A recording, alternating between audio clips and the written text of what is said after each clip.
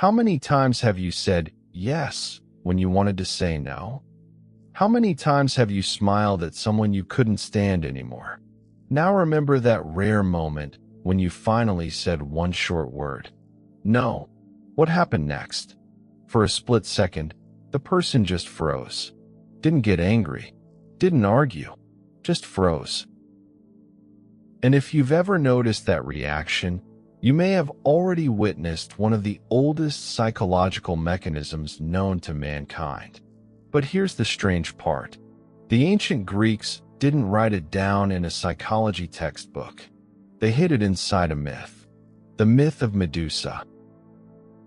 And in this video, we'll break down why a simple word like no can literally change how people behave, why honesty so often gets you called cold or selfish, and what any of this has to do with a woman whose gaze was said to turn men to stone. And by the end, I'll show you why this ancient myth might completely change the way you feel guilt after setting a boundary.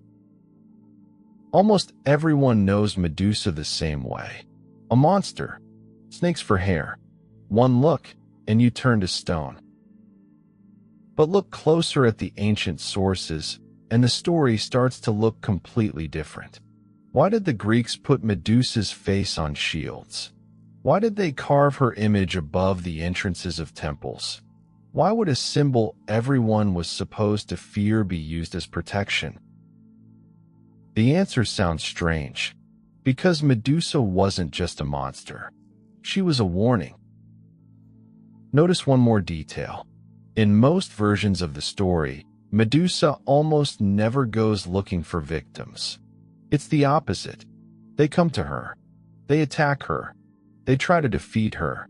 And only then does the petrification happen. Then comes Perseus, the only man who manages to beat her. But he does it in a strange way. He never looks her in the eyes. Instead, he uses a mirrored shield. And that's exactly where the myth quietly changes meaning. Maybe Medusa wasn't dangerous because of some magical power. Maybe she was dangerous because she forced people to face something they didn't want to see. Now picture an ordinary situation. Not ancient Greece. Not a myth. Just an average Tuesday. A coworker asks you to stay late. A friend asks to borrow money again. A relative demands you show up, even though you had completely different plans. You would have said yes before, not because you wanted to, because it was easier that way. But this time something new happens. You calmly answer, "No, I can't today." And silence follows, just for a second. But that second is exactly what interests psychologists the most. Because the first reaction isn't anger at all. The first reaction is a glitch. Their brain runs into a version of you that never existed before. They expected the familiar script, but the script suddenly stopped working. That short pause looks strangely similar to that ancient petrification. But the brain hates uncertainty. It wants to regain control as fast as possible. So right after that pause, a different emotion usually shows up. Anger, or irritation, or hurt. And then come the familiar lines. You've changed. You used to be different. What's gotten into you?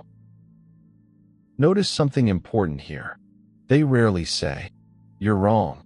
Much more often, they say, "You've gotten worse." Why? Because the problem isn't always what you did. Sometimes the problem is that the version of you they were used to just disappeared. The version that gave in, that agreed, that smoothed things over, that was easy. And that's the version they're trying to bring back. But let's be honest. Nobody is born automatically sacrificing themselves for other people. At some point, you had to learn it. Probably back in childhood. You noticed that staying quiet meant no conflict. That giving in got you praised. That guessing what people wanted meant you wouldn't be rejected. And little by little, your brain drew a simple conclusion. Adapting is safe. That wasn't weakness. That was a way to survive. That's exactly why it's so hard to let go of. Because at some point, it really did save you. The Swiss psychiatrist Carl Jung called this the persona, the social mask a person puts on to be accepted. But the problem starts the moment the mask stops being a tool and becomes your face. The moment you can no longer tell where other people's expectations end and where you actually begin. There's a mistake almost everyone makes. They think strength means speaking louder, arguing, proving a point, winning. But real strength is often very quiet. Sometimes it's just one word: no. Without irritation, without aggression, without any desire to punish the other person. That's exactly why a no like that scares people more than yelling does. Because in that moment, you stop looking at them through eyes that are searching for approval. You stop picking your words to keep them from getting upset. You stop reading their mood before you've even checked your own. And for the first time, you look at them with your real eyes. That's probably what the modern Medusa effect actually is. Not a desire to hurt, not cruelty, just a refusal to bend the truth for someone else's comfort. After that, the same sequence almost always follows. First, disbelief. You're kidding, right? Come on. They expect you to change your mind within a minute.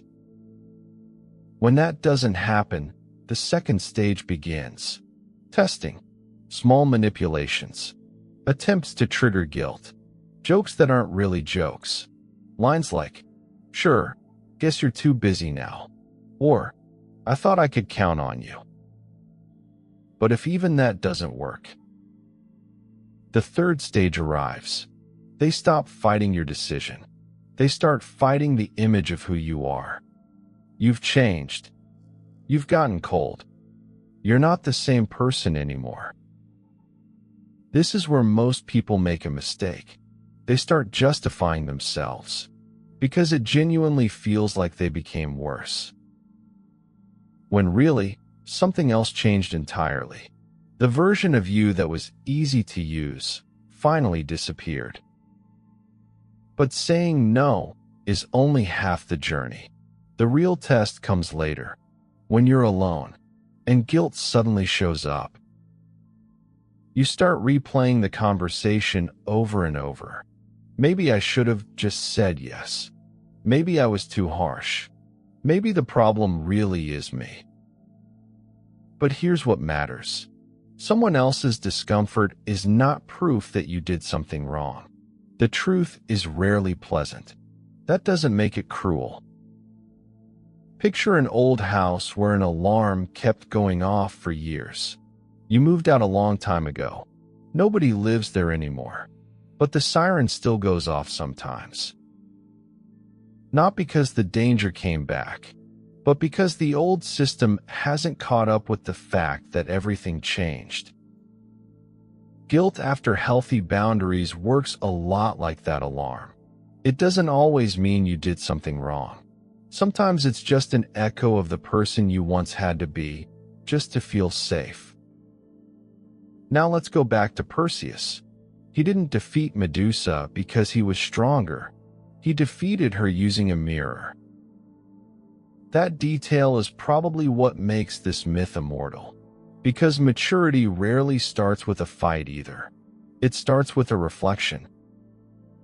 The moment you stop going to war with other people's emotions, stop apologizing for your own honesty, stop trying to rescue people from their reaction to your boundaries, and just let each person see themselves. Maybe Medusa never turned anyone to stone. Maybe people froze on their own, the moment they met someone who could no longer be controlled. And if one day, after your calm no, someone calls you cold, harsh, or says you've changed. Don't be too quick to believe them. Sometimes they're not really talking about you. Sometimes they're talking about the fact that they can no longer get the version of you they were used to. If you remember just one thing from this video, let it be this. Real boundaries don't destroy healthy relationships. They reveal which relationships were healthy to begin with. I genuinely hope this conversation makes it a little easier for you to tell the difference between guilt and your own honesty.